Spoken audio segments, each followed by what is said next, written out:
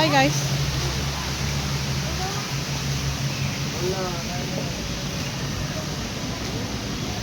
Guys, wala na. Imbes na dapat magpahit guys, parang tumataba tayo ngayon boxing guys. Pero okay lang yan guys. Pag wala nang makain, dito tayo papahit guys. Ganito na talaga katawan natin guys. Hindi na talaga tayo papahit guys. So, wala mo ba yan guys?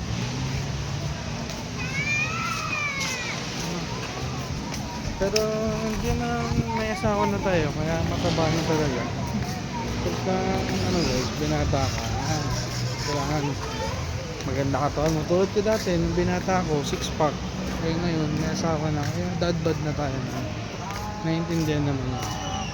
Pero nakikita niyo yung kabataan ko, yung abs ko 13. Ika muna eh. 13.